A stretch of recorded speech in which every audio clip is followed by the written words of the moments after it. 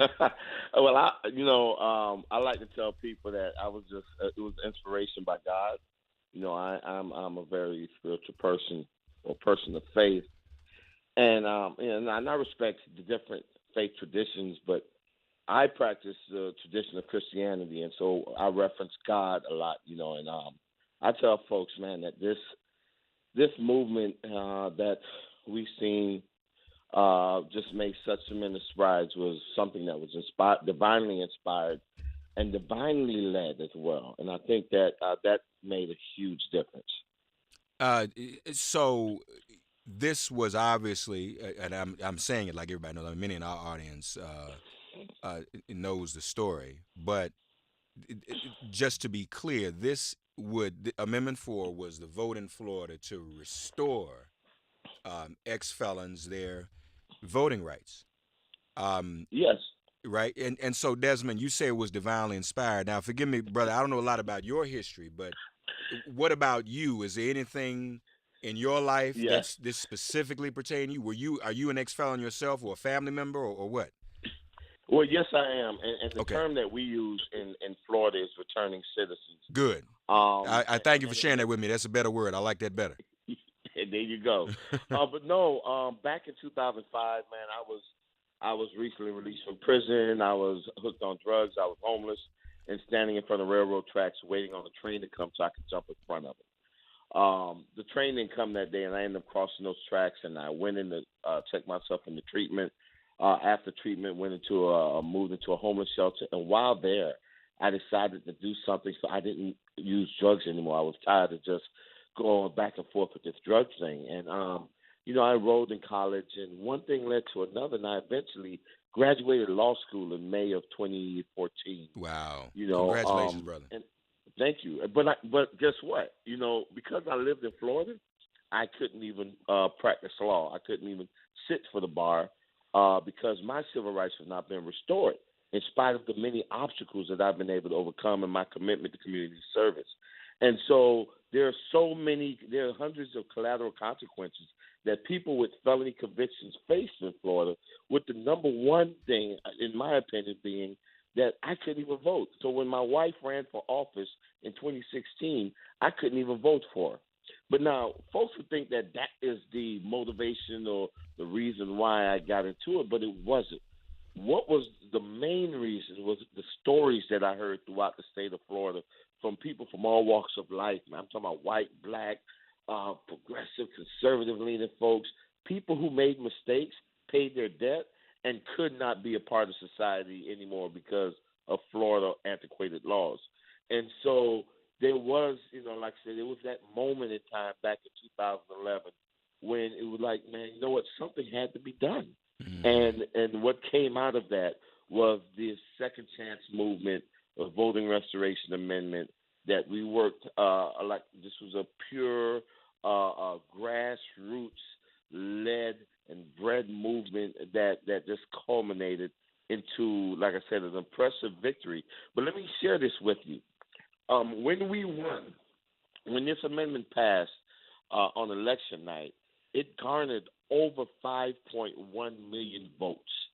And what I love to tell people about that is that that was 5 million votes that was not based on hate. It wasn't based on fear, but there was 5 million votes that was based on love and forgiveness. And there was 1 million more votes than any candidate that was on that ballot, any ballot in the state of Florida.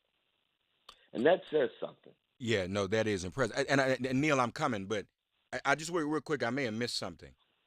Did this amendment also enable someone like you to be on the bar and to practice law too? No, it doesn't. And what we Okay. did, because Florida is a very difficult state to have a citizens initiative or to run a citizens initiative.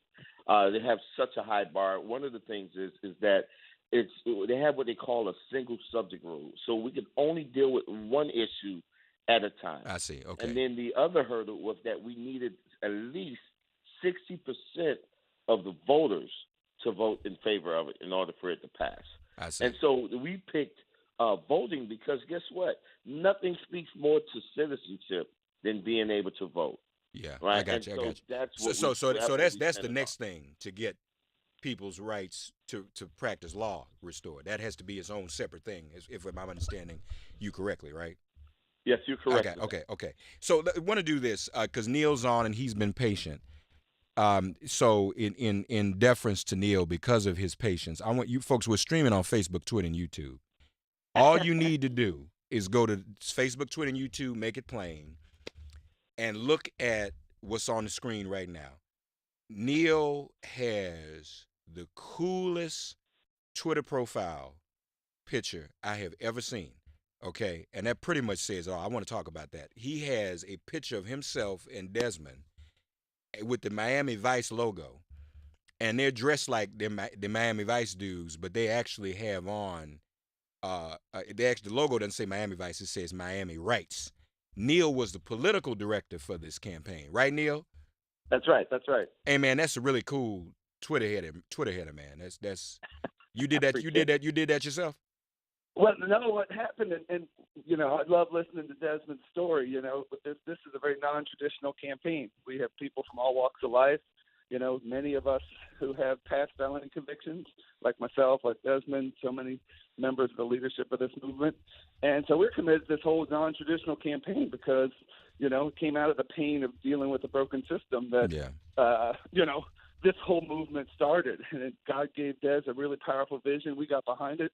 And next thing you know, folks like Samantha Bee are having Desmond and I on the show. Mm-hmm. And this is when we were collecting petitions, So this movement has had many phases. The petition collection movement was particularly powerful because people from literally all walks of life, all over the state, from Pensacola to the Key West, were collecting petitions at their churches, at their, civic centers, at the mall, at their friend's house. Right. And people like Samantha Bee stepped up and said, hey, you know what? What we do is we're funny. We'll put a funny little sketch together, and we'll encourage people to go out and get petitions. And, Right. tell me if I'm wrong, but thousands of people signed petitions because of that bit. And it was cool. Yeah, And, no, that's great. So you don't dress like Miami Vice normally. You don't wear pink shirts and white jackets. Does he wear pink shirts and white jackets all the time, Desmond? Or he just did it for the bit. Hey, you know what? Neil dresses like that more than I do. Yes, he does. Straight player. Behind, man. Straight player. People said, look, y'all, these players just want to vote. Don't hate on the player, hate on the game. Let them vote too, right? That's what you got to do. But that's right. But Neil, you are a returning citizen yourself. That's right. Yes. Tell us your story. Yeah, so, ultimately, my involvement in the movement started about 12 years ago when I got a felony conviction. And, I got it because I was in a place in my life where I had some professional success. I didn't come from that. I didn't really know how to deal with it. I got arrogant and greedy and crossed a bunch of lines that I shouldn't have crossed and earned myself a felony conviction. And in the process, blew up my life. I lost my job, my house, I got divorced. And I ended up moving to Florida, like so many other people do, just looking for a second chance. And first couple of years were really about just trying to get back on my feet. I was working as a janitor in the night shift, making minimum wage because that's what was available. After you check the box and get told no a bunch of times, you begin to realize what that label means in terms of getting housing and jobs and access to opportunity. Right. So I just kind of blocking and tackling, moving forward, and met a young man through my church. He had just graduated high school, and he made a mistake at a local McDonald's, man. He saw a phone sitting there at the drink dispenser, and he took it. He knows he should have given it to the manager, but he's like, oh, look what I found, and brought it home with him. They got tracking devices on that. So next day, a bunch of law enforcement show up, put him in jail, and I'm talking to his mom. She's crying, and I'm thinking, man, 40 years from now, this great young man's not supposed to be able to vote? And right. let alone lose all this potential income in his life and all these things. And that really touched my heart. 3 days later, I met Desmond at an event on the college campus.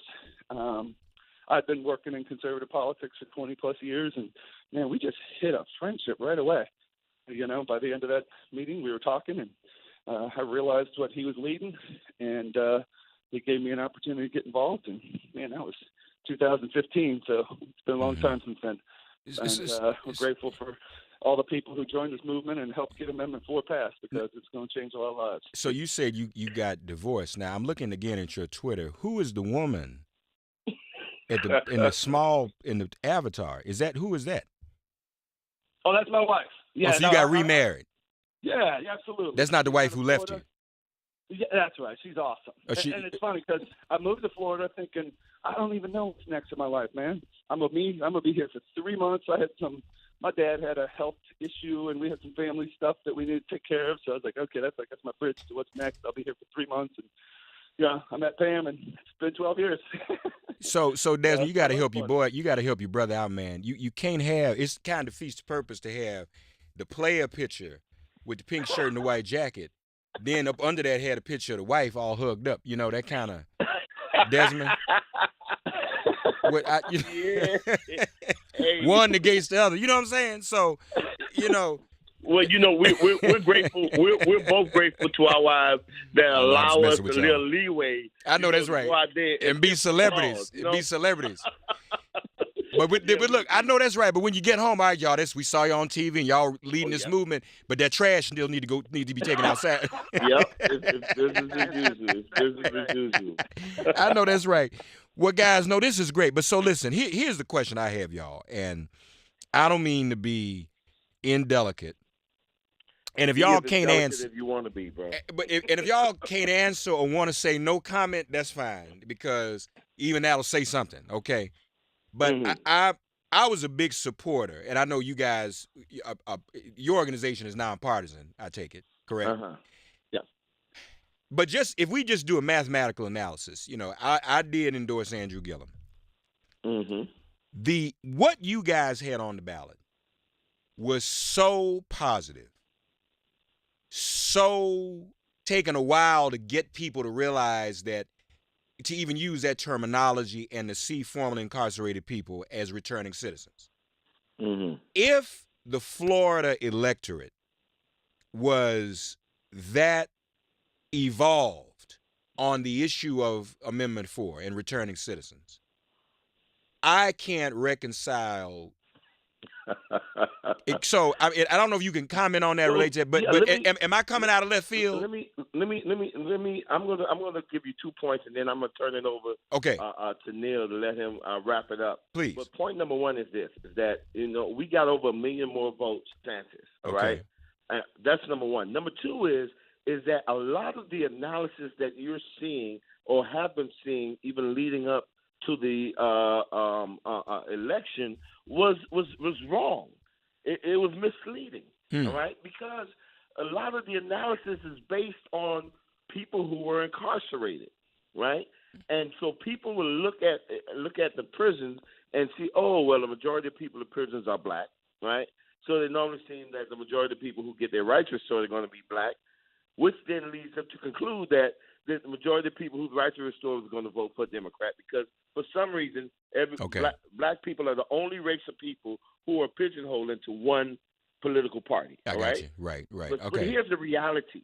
Let me tell you what the reality is. Okay. The reality is that the prison population only represents about 25% of people who are convicted of felony offenses and lose their rights. Right? The other reality is that when we looked at the people in Florida whose rights were lost because of a felony conviction, what we see was African Americans only represented a third. All right, and so if you factor the reality into the equation, what you find is that these analysis that was being made based on a small subsection of people and ignored the overwhelming majority of people who were impacted. Okay. That is a tactic that's seen a disastrous consequences in 2016. You cannot base your analysis on just a small section of some folks and ignore 75% and think that you're going to get the result that you predicted. So Neil, then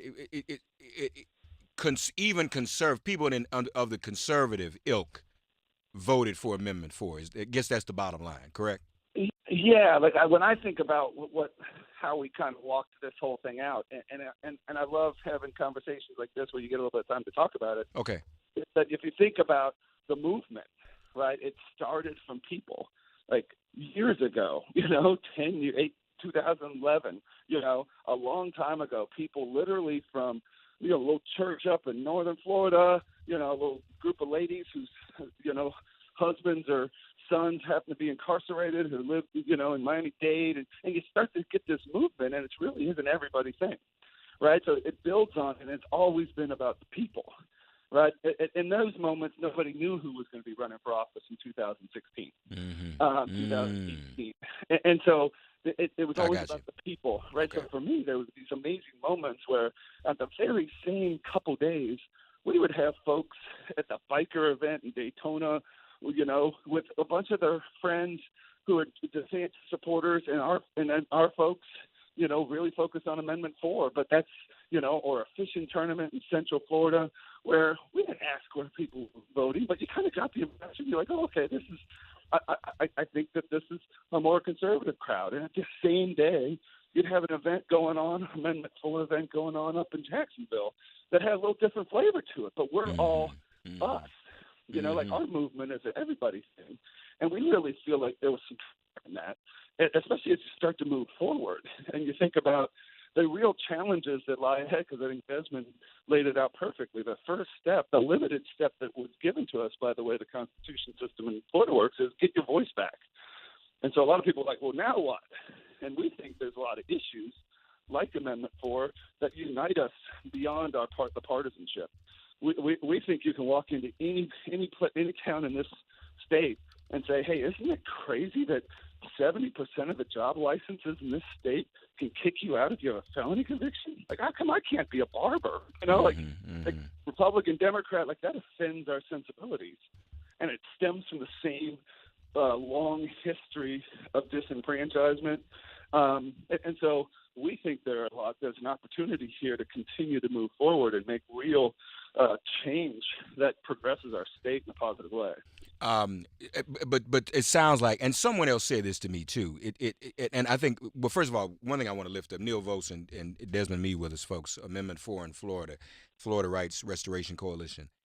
You were saying how this issue and this movement predated the gubernatorial race anyway, and so people were already primed for this issue before they even knew who the gubernatorial candidates were. That's an important point to know. But also sounds like what you're saying too, Neil, is it even amongst, and I want to, let me just do this too. I want to lift up Desmond's point that there are a whole lot of white folks that were disenfranchised in Florida. And obviously, Neil, to your point, even amongst conservatives, this affected people personally, themselves and family members and what have you, right, Neil? That's basically what you're saying, right? But can I add one point to that? Yeah. Could I add one point to that? Because I think it's very important to say this. Okay. That for 5.1 million people, the most important person on the ballot was not a Gillum or DeSantis. It wasn't a Scott or a Nelson.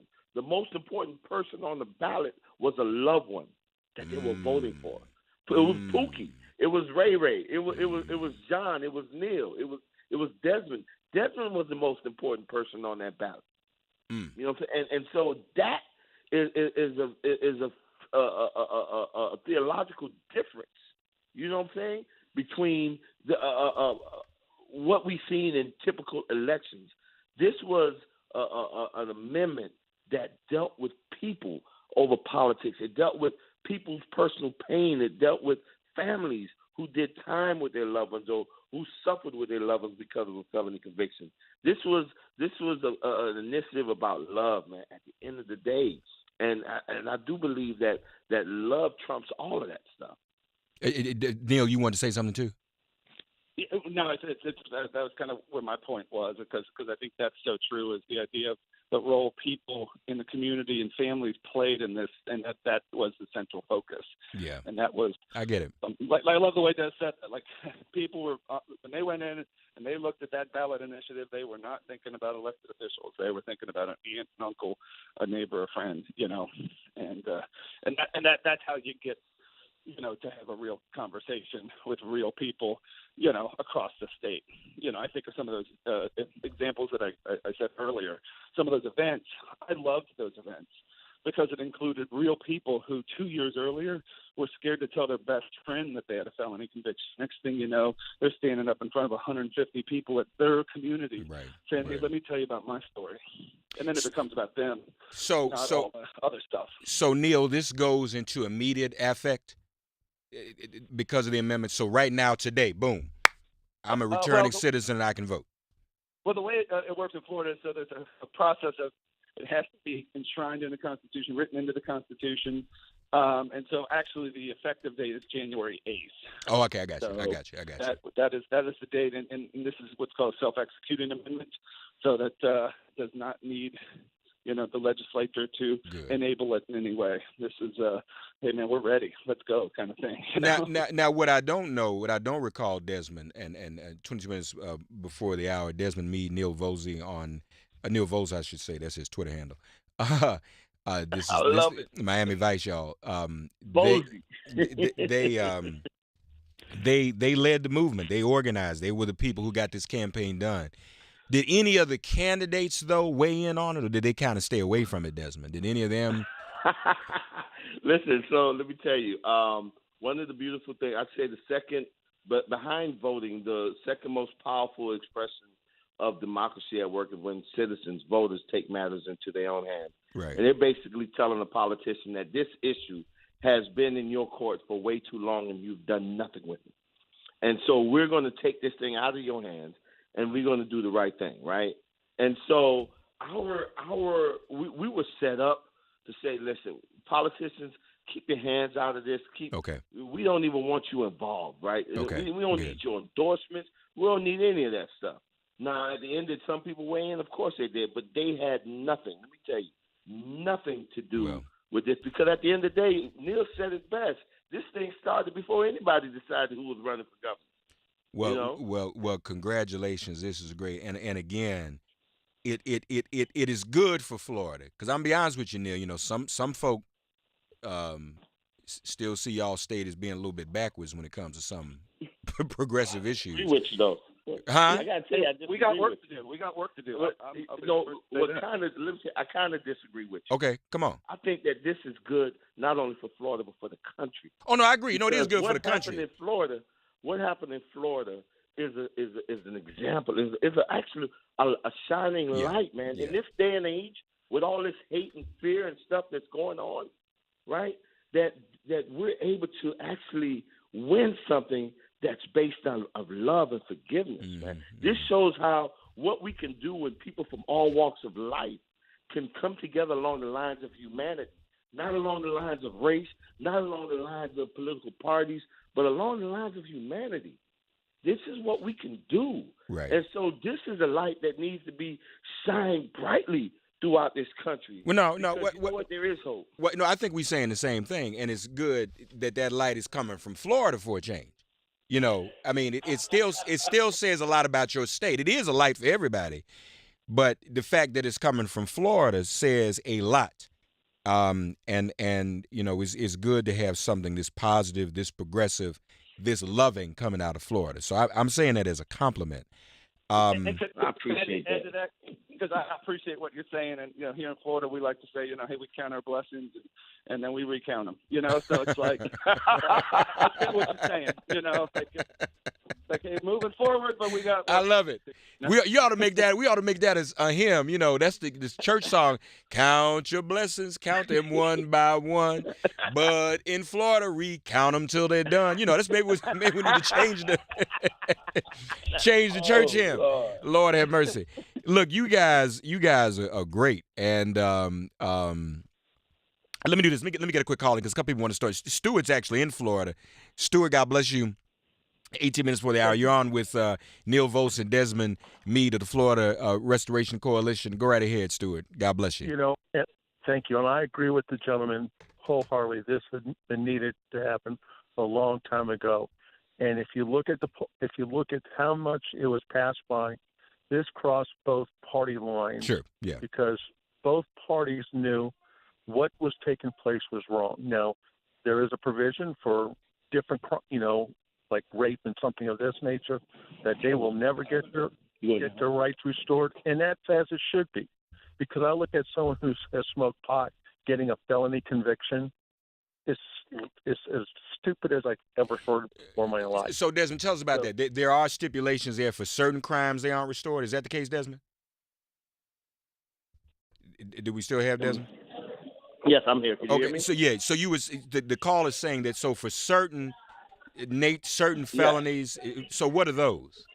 Yes, so for people who are convicted of murder or people who are convicted of a felony sexual offense, they would have to go through a regular process to have their get them restored. voting rights reinstated. Yes. I got you. And it makes it tough for them to get it. I mean, it's not like because of this being passed, oh, goody, I get to have my rights restored. It's just it makes it still very tough for them to get it.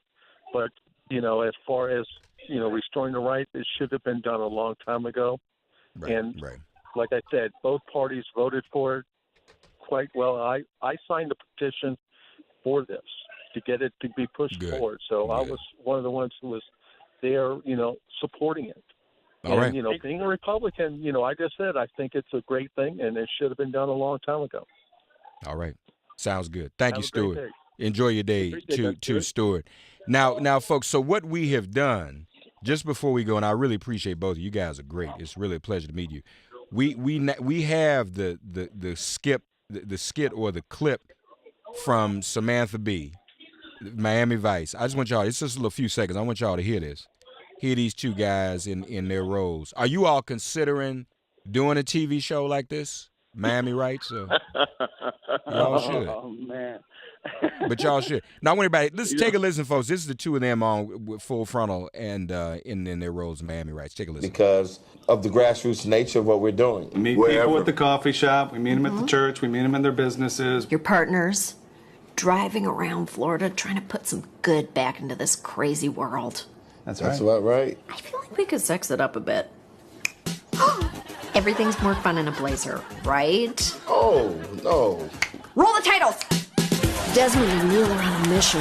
They're hitting the streets to clean up Florida's dark past and make a better, sexier, votier tomorrow. But they can't do it without your help, because... We're not doing this.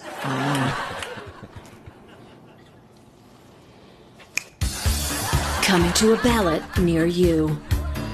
You can download and sign Desmond and Neil's referendum by going to miamirights.com. And Desmond, you were against it. You didn't want to play along. What's wrong with you, man? Hey, I had a wife at home I had to answer to. Neil didn't have no resistance to it, though. He was all with it. Had on the white jacket and everything. I think Neil was really about that life. That was because he had a better outfit than I did. I was like, hey, I'll play up today, right? For him to play along with that one. You guys are great. Congratulations. What's next for you two? What are you going to do next? Listen, with me, I'm listen, I think that we are embracing the same spirit, and now we have 1.4 million folks who have the right to vote. We're going to go out there and talk to them and have conversations with them and register them to vote and get them engaged and involved. Okay, good. And addressing issues that impact them and their family members. I'm driving around the state of Florida today, meeting with some of our leaders and just listening, and a new chapter is beginning. We think that there's a great opportunity to continue to improve policies that impact people who are impacted by Amendment 4. You guys, again, are great. Folks, go to FL Rights Restore on Twitter. Follow them there. Desmond Meade is also on Twitter as well, at Desmond Meade with an E. Neil Volz, at Volzie, Volzie. Again, congratulations to you both. Let's talk again sometime, and love to be supportive of all your initiatives and what you're doing. You all are going to change the face of Florida, really, to be honest with you.